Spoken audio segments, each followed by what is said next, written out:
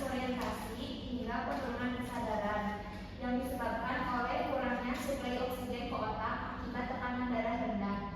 Yang ketiga ada gagal napas akut respiratory distress syndrome atau ARDS yang terjadi ketika akibat peradangan hebat pada paru-paru pasien mengalami sesak napas berat dan membutuhkan ventilator.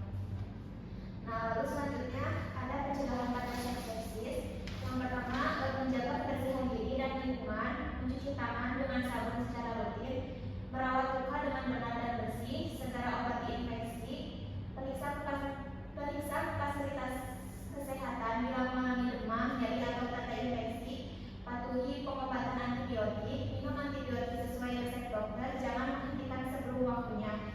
Perhatikan pasien risiko tinggi lansia, penderita diabetes, gangguan imun atau pasca operasi harus lebih diwaspadai. Nah, jadi penyuluhan sepsisnya sudah saya paparkan. Apakah rekan-rekan sudah paham apa yang sudah saya sampaikan? Apakah ada yang ditanyakan terlebih dahulu? Baik, jika tidak ada yang ditanyakan, di sini saya akan mengevaluasi pada teman-teman. Jika sudah mengerti materi yang sudah disampaikan, coba tolong jelaskan kembali mengenai pencegahan shock sepsis. Baik, izin menjawab.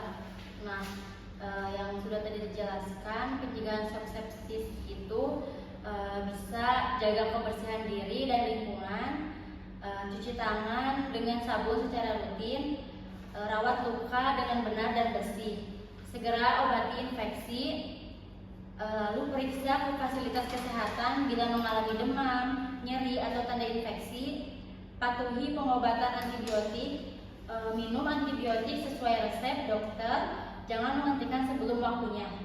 Nah, lalu juga perhatikan pasien risiko tinggi lansia, penderita diabetes, gangguan imun, atau pasca operasi harus lebih waspada. Baik, selanjutnya coba tolong jelaskan apa itu shock sepsis. Baik, izin menjawab. Sepsis adalah kondisi gawat darurat yang terjadi ketika infeksi berat menyebabkan tekanan darah turun drastis, sehingga organ tubuh tidak mendapat cukup darah dan oksigen. Jika tidak segera ditangani, kondisi ini bisa mengancam nyawa. Baik, selanjutnya coba tolong jelaskan kembali mengenai komplikasi yang akan terjadi pada shock sepsis. Baik, izin menjawab. Komplikasinya yang pertama yaitu ada gagal jantung. Terjadi karena aliran darah ke jantung menurun, jantung tidak mampu memompa darah secara efektif ke seluruh tubuh. Yang kedua yaitu gangguan sistem saraf. Pasien bisa mengalami kebingungan, disorientasi hingga penurunan kesadaran disebabkan oleh kurangnya suplai oksigen ke otak akibat tekanan darah. Yang ketiga yaitu ada gagal napas. Terjadi akibat peradangan hebat pada paru-paru, pasien mengalami sesak napas berat dan membutuhkan ventilator. Baik, selanjutnya coba tolong menjelaskan kembali mengenai tanda dan gejala pada shock sepsis.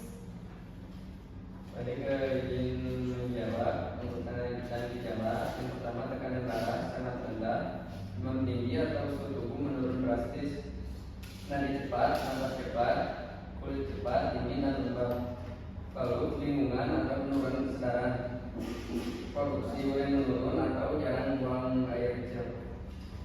Baik, teman